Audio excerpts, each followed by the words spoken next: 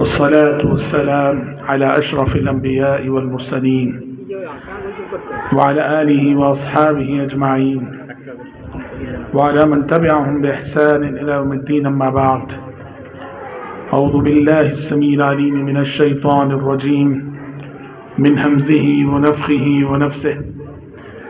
يا أيها الذين آمنوا اتقوا الله ولتنظر نفس ما قدمت لغد واتقوا الله ان اللہ خبیر بما تعملون. محترم بھائیوں اور بہنوں، سورۃ الحشر کی یہ ایک آیت میں نے پڑھی ہے جس میں اللہ تعالیٰ نے ایک ایسا میسج اور ایک ایسا پیغام دیا ہے جس کی ضرورت ہم میں سے ہر شخص کو ہے اور ہر انسان کو ہے، مگر افسوس کہ انسانوں کی اکثریت اس میسج سے، اس پیغام سے غافل ہے. اللہ نے کہا یا ایھا الذین آمنوا اتقوا اللہ، ایمان والو اللہ سے ڈرو. ولتنظر نفس ما قدمت لغد، تمہیں سے ہر شخص کو یہ دیکھنا چاہیے کہ آنے والے کل کے لیے اس نے کیا تیاری کر رکھی ہے. کل سے مراد کیا ہے؟ قیامت. اس آیت میں اللہ رب العزت نے ہم سب سے مخاطب ہو کر اپنے سے ڈرنے کی تعلیم دی ہے کہ یہ دنیا ختم ہونے والی ہے، تم سب کو موت آنی ہے، قیامت قائم ہونی ہے، حشر کی عدالت میں تمہیں اللہ کے سامنے کھڑے ہونا ہے اور اپنی پوری زندگی کا حساب پیش کرنا ہے. یاد رکھو بھائیوں اور بہنوں، ہم زندگی ایسے ہی کھانے پینے، کھیلنے کودنے، خواہشات میں، ارمانوں میں گزار نہیں سکتے ہیں. ایک ذمہ دار مخلوق ہیں ہم. زمین میں لاکھوں مخلوقات ہیں پر اللہ نے ہم انسانوں کو عقل سے نوازا ہے، حق و باطل میں تمیز کرنے کی صلاحیت دی ہے، جس کی وجہ سے ہمیں زندگی میں حق پہ قائم رہنا پڑے گا، حق پہ چلنا پڑے گا، تبھی چل کر اللہ رب العالمین کی بنائی ہوئی جنت ہمیں ملے گی. اور اللہ نے کہا وَلْتَنْظُرْ نَفْسٌ مَا قَدَّمَتْ لِغَدٍ، آنے والے دیکھو قیامت پتہ نہیں کتنی دور ہے، کتنی دور ہے، لیکن اللہ نے اس آیت میں قیامت کو آنے والے کل سے تعبیر فرمایا. اس کا مطلب کیا جانتے ہیں؟ قیامت چاہے جتنی دور ہو، تم تیاری کیسے کرنا یہ سمجھ کر کرو کہ وہ آنے والا کل ہے. اگر کل کا دن آنے والا جو دن ہے وہ قیامت کا دن ہے تو ہم کیسے سنجیدہ ہو جائیں گے، الرٹ ہو جائیں گے. تو قیامت کے دن کی تیاری یہ سمجھ کے کرو کہ وہ آنے والا کل ہے. حضرت عمر بن خطاب رضی اللہ عنہ بھائیوں کہا کرتے تھے حاسبوا انفسکم قبل ان تحاسبوا وزنوها قبل ان توزنوا. قیامت کے حساب و کتاب کی گھڑی آنے سے پہلے اسی دنیا میں اپنا حساب آپ لے لو، اور قیامت کے روز میزان میں تولے جانے سے پہلے اسی دنیا میں اپنا وزن آپ کر لو. کیونکہ آج اگر کوئی کمی نظر آتی ہے تو اس کی بھرپائی کا موقع ہمارے پاس ہے. کل قیامت کی عدالت میں کھڑے ہو کر جب کمی نظر آئے گی بھرپائی کا موقع نہ ہوگا. اس لیے آج کے اس اجلاس کا میرا پہلا پیغام یہ ہے، میری ذات کے لیے، آپ سب کے لیے، قیامت کو مت بھولو، موت کو مت بھولو. یہ دنیا بہت دھوکے باز ہے. یہ دنیا کب کس کے حق میں ختم ہو جائے کوئی کہا نہیں جا سکتا. قرآن نے خود کہا وَمَا الْحَيَاةُ الدُّنْيَا إِلَّا مَتَاعُ الْغُرُورِ. دنیا کیا ہے؟ دھوکے کا سامان ہے. دیکھتے نہیں کتنے بڑے بڑے امیر، کتنے بڑے بڑے امیر جن کی کمپنیاں کتنی ہیں ان کو خود اندازہ نہیں ہوگا، حساب نہیں ہوگا.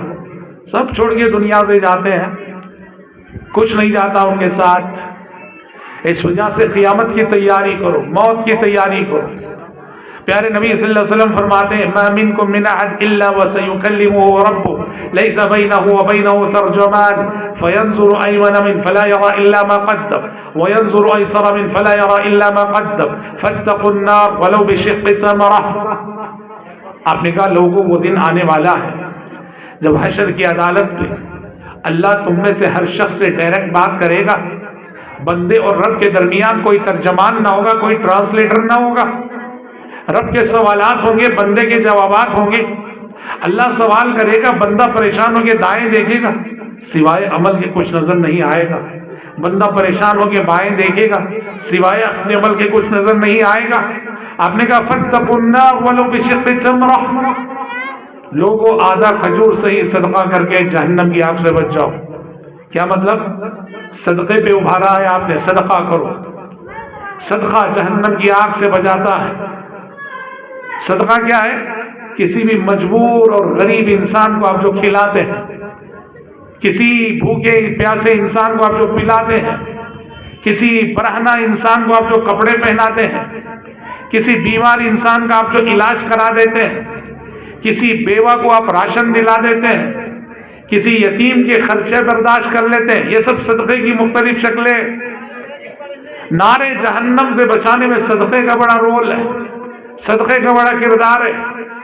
اللہ نے آپ کو جتنا بھی دیا ہے زندگی میں صدقہ کرنے والے بنو.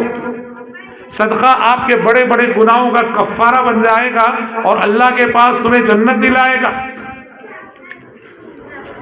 آپ کو اللہ نے نوازا ہے, آپ کے گھر میں اچھے پکوان پک رہے ہیں, تمہارے پڑوس میں دائیں اور بائیں غریب ہیں, ہاں تمہارے گھر میں پکنے والی بریانی, تمہارے گھر میں پکنے والے اچھے اچھے پکوان کی مہک اور خوشبو ان غریبوں کے گھر میں جا رہی ہے.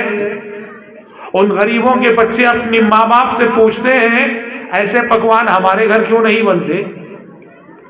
تو یاد رکھنا, آپ کے گھر کے پکوان کی مہک جن گھروں میں جا رہی ہے ان گھروں میں آپ کے گھر کا پکوان بھی جانا چاہیے. آپ سب سمجھے گا, اذا طبخت مرقة فاکثر ماءها وتعاهد جیرانک, سالن بناؤ, شوربہ بناؤ تو اپنے پڑوس کا خیال رکھنا. پڑوس کو دینے کے لیے اپنے سالن میں شوربے میں پانی زیادہ کر دو, کوئی مسئلہ نہیں. پانی زیادہ کر کے اپنا مزہ کم کر لو, کوئی مسئلہ نہیں, مگر اپنے پڑوس کا خیال رکھو. تعاهد جیرانک. حدیثوں میں کہا گیا لیس المسلم الذي يشبع وجاره جائع, وہ مسلمان نہیں خود پیٹ بھر کے کھا رہا ہے اور پڑوسی بھوکا ہے, وہ اچھا مسلمان نہیں. سمجھ رہے بھائیو؟ حشر کی عدالت میں اللہ کیا کہے گا؟ اللہ پوچھے گا نہیں, او بندے میں بھوکا تھا تو نے مجھے کھلایا نہیں, میں پیاسا تھا تو نے مجھے پلایا نہیں, میں بیمار تھا تو نے میری عیادت کی نہیں. بندہ کہے گا اللہ آپ تو رب العالمین, آپ کو کیسے بھوک لگتی, آپ کو کیسے پیاس لگتی, آپ کیسے بیمار ہوتے؟ اللہ کہے گا میرا فلاں بندہ بھوکا تھا اور تو جانتا تھا کہ وہ بھوکا ہے, تو نے اسے کھلایا نہیں. اسے کھلایا ہوتا تو مجھے اس کے پاس پایا ہوتا. میرا فلاں بندہ پیاسا تھا, تو نے اسے پلایا نہیں, اسے پلایا ہوتا تو مجھے اس کے پاس پایا ہوتا. میرا فلاں بندہ بیمار تھا, تو نے اس کی عیادت کی نہیں, اگر اس کی عیادت تو نے کی ہوتی تو مجھے اس کے پاس پایا ہوتا. سمجھ میں آ رہا بھائیو؟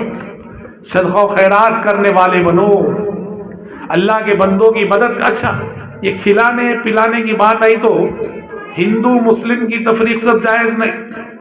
اسلام کہتا ہے ہر بھوکے انسان کو کھلاؤ, اس کا دین عقیدہ کچھ بھی ہو. ہر پیاسے انسان کو پلاؤ, وہ کسی بھی دین کا ماننے والا کیوں نہ ہو. ہر مجبور کے کام. ارے انسان تو پھر بھی انسان جی. اللہ اکبر. ہماری پاکیزہ شریعت اور پیاری شریعت کی تعلیمات کیا جانتے ہیں؟ حدیثوں میں آپ سے نے کہا اگر کوئی مسلمان ایک درخت لگاتا ہے پھل کا, اور اس کے لگائے ہوئے درخت سے پرندے آ کے کھاتے ہیں پھل, تو اس مسلمان کو اجر و ثواب ملے گا جس نے درخت لگایا ہے. سمجھ رہے؟ آپ نے آم کا درخت لگایا ہے, جام کا درخت لگایا ہے, پرندے آ کے نوچ نوچ کے کھا رہے ہیں, آپ کے جام کھا رہے ہیں, آم کھا رہے ہیں, اللہ آپ کے نامہ اعمال میں اجر و ثواب لکھ رہا ہے. ہمارے مذہب کی اتنی پیاری تعلیمات ہیں کہ زمین پر جتنے جاندار ہیں ہر جاندار کے ساتھ احسان کرو، ہر جاندار کے ساتھ، کیڑے مکوڑے کے ساتھ بھی احسان۔ بخاری کی حدیث ہے نا، کیا ہے حدیث؟ بخاری کی حدیث ہے، ایک پیغمبر کو، ایک نبی کو ایک چونٹی نے کاٹ لیا، نبی کو غصہ آیا، پیغمبر کو غصہ آیا، پیغمبر نے حکم دیا کہ پوری بستی جلا دو، یہ جو چونٹی جس نے مجھے کاٹا ہے نا اس کی پوری بستی جلا دو۔ اب چونٹیوں کی بستی کتنی رہے گی؟ یہ جو اسٹیج ہے نا اتنی رہے گی، ہے نا؟ پوری بستی جلا دی گئی تو پیغمبر کے پاس آسمان سے وحی آ گئی، احرقت امة من الامم تسبح اللہ فہل نملة واحدہ، ایک چونٹی نے کاٹا تو پوری چونٹیوں کی بستی کو تم نے جلا دیا، ایک امت جو اللہ کی تسبیح کر رہی تھی، اللہ کی پاکی بیان کر رہی تھی، اس کو تم نے جلا ڈالا۔ فہل نملة واحدہ، ارے جلانا یہ تھا تو ایک چونٹی کو جلائے ہوتے، جس نے کہ تمہیں کاٹنا اس کو جلائے ہوتے، پوری چونٹیوں کو جلا دیا، پوری بستی کو جلا دیا، یہ اچھا نہیں ہوا، صحیح نہیں ہوا۔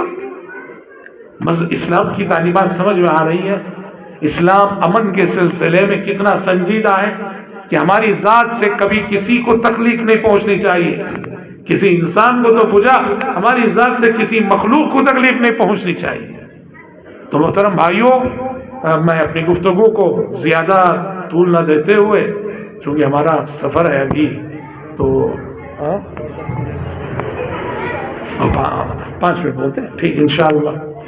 تو ایک تو یہ بات ہوئی، اچھا جی صدقے ہی کی بات آئی ہے تو میں آپ کو بتاؤں صدقے کی طاقت۔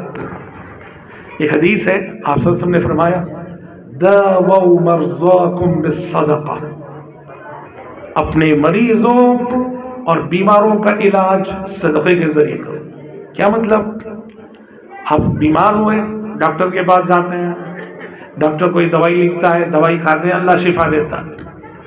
حدیث میں پیارے نبی کہہ رہے ہیں، صدقے کی طاقت بیان کر رہے ہیں کہ اگر ایمان و یقین کے ساتھ صدقے کو آزماؤ گے نا، تمہاری بڑی بڑی بیماریوں کی شفا اللہ نے صدقے میں رکھی ہے۔ میں آپ کو بتاتا ہوں، سنیے، ایک صاحب سے میری ملاقات ہوئی، یہ کوئی کسی کی زبانی سنا ہوا قصہ نہیں، جو پیشنٹ تھے انہوں نے مجھے سنایا، میں ڈائریکٹ آپ کو سنا رہا ہوں۔ یہ کہاں، ایک مرتبہ ہمارا سفر ہوا تھا کشمیر کا، تو وہاں کے صاحب جو ہے انہوں نے فروٹ کے تاجر تھے، وہ انہوں نے اپنا واقعہ سنایا، کہا کہ مولانا صاحب دیکھیے میں بلڈ کینسر مجھے آ گیا۔ کینسر آپ جانتے ہیں، نام سنتے ہی سب کام جاتے ہیں، کینسر کا لفظ سنتے ہی بس انسان سمجھتا ہے کہ بس زندگی ختم ہے۔ تو کہنے لگے کہ مولانا صاحب مجھے بلڈ کینسر ہوا۔ میں کیا بتا رہا ہوں؟ صدقے کی طاقت بتا رہا ہوں۔ کہا بلڈ کینسر ہوا، دلی کے ایمس ہاسپٹل میں میرا علاج چل رہا تھا، پر مرض بڑھتا گیا، جو دوا کی جیسے میں علاج کر رہا ہوں بیماری بڑھتی جا رہی، کوئی خاطر خواہ فائدہ نہیں ہو رہا تھا۔ اس وقت مجھے کسی اللہ کے بندے نے یہ حدیث سنا دی، داووا مرضاکم بالصدقہ، اپنے مریضوں اور بیماروں کا علاج صدقے کے ذریعے۔ تو کہنے لگے مولانا صاحب میں نے 2 کام کیے اس حدیث کو سننے کے بعد شفا یابی کی نیت سے۔ پہلا کام یہ کیا کہ ہمارے ہاں ایک مدرسہ تھا جس میں غریب بچے پڑھتے تھے، مجھے یاد پڑتا انہوں نے 2.5 لاکھ کہا تھا، 2.5 لاکھ روپے اس مدرسے کو میں نے صدقے میں دیے، 2.5 لاکھ روپے، غریب بچے پڑھتے تھے۔ اور دوسرا کام میں نے یہ کیا کہ میرے پڑوس میں ایک غریب انسان رہتا تھا جو بوڑھا تھا اور اندھا تھا، غریب، بوڑھا، اندھا، نابینا۔ اس کو میں نے کہا بھائی دیکھو میں کینسر میں مبتلا ہوں، میں ایک نیکی کرنا چاہ رہا ہوں، آپ ذرا ساتھ دینا۔ کہا کیا؟ کہا میں آپ کو اپنے ساتھ عمرے پہ لے جانا چاہوں، عمرے کی عبادت میں اپنے خرچ پہ عمرہ کرواؤں گا، بس تم میرے لیے دعا کرنا، بس سفر۔ وہ تو بہت خوش ہوا بیچارہ، نابینا بوڑھا غریب، اس کی قسمت میں عمرہ اس نے کبھی سوچا بھی نہ تھا، بہت خوش ہوا. اس نے کہا ضرور. تو کہتے ہیں میں اس بوڑھے غریب مسکین نابینا اندھے مجبور انسان کو اپنے ساتھ لے کر سفر بھر میں اس کی خدمت بھی کرتا رہا، اپنے خرچ پہ میں نے اسے عمرہ کروایا، اور وہ بندہ رو رو کے میرے حق میں دعائیں کرتا رہا. دل سے جو دعا نکلتی ہے نا، اب کسی انسان کے اتنے کام آ جائے، اتنا ساتھ دے دے، وہ دل سے آپ کے حق میں جو اللہ سے مناجات کرتا ہے، یہ دنیا کی سب سے بڑی دولت ہے. یہ دو کام کا میں اس کو عمرہ کرا کے لے کے آ گیا. کہتے ہیں یہ دو کام کرنے کے بعد مولانا صاحب میری طبیعت اس طرح سدھرتی گئی، سنبھلتی گئی، ہر بار کی ٹیسٹنگ میں رزلٹ پہلے سے بہتر، یہاں تک کہ میں پوری طرح سے کیور ہو گیا، شفا یاب ہو گیا. اور جس وقت انہوں نے مجھے واقعہ سنایا، وہ کہہ رہے تھے کہ مجھے شفا یاب ہوئے کل 12 سال ہو چکے ہیں الحمدللہ. 12 سال سے دیکھیے میں آرام سے جی رہا ہوں. اور مزے کی بات یہ ہے، وہ کہتے تھے ایمس کا جو ڈاکٹر میرا علاج کرتا تھا نا، وہ فخر سے ہر شخص کو کہتا یہ میرے پاس شفا یاب ہوا، میرے پاس شفا. مسکین کو کیا معلوم کہ میں کیسے شفا یاب ہوا. صدقے کی طاقت سے میں شفا یاب ہوا، اس کی دوائیوں نے کوئی اثر نہیں کیا. سمجھ میں آنی بات؟ صدقہ بہت بڑی چیز ہے. ہاں یہ سب چیزیں کب جانتے ہیں؟ جب آپ توحید پر رہیں، اللہ کے ساتھ شرک نہ کریں، درگاہوں پہ بھی جھکے، مزاروں پہ بھی جھکے، اولیاء کے سامنے سجدے کرنے نہیں، کوئی فائدہ نہیں. توحید پر قائم رہو، توحید پہ قائم رہ کے ایسی چھوٹی سی چھوٹی نیکی بھی کرو، بڑا معنی رکھتی ہے. بہرحال رب العزت سے ہم دعا کرتے ہیں کہ اللہ تبارک و تعالی ہم سب کے، آپ سب کے مل بیٹھنے کو قبول فرمائے. اللہ ہماری اور آپ کی آخرت کو کامیاب بنائے. اللہ ہمیں اس کے بندوں پر احسان کرنے والوں میں سے بنائے، ہماری ذات سے کبھی کسی کو تکلیف نہ پہنچنے پائے. اللہم آمین. وصلی اللہ وسلم علی خیر خلقہ محمد وآلہ وصحبہ اجمعین.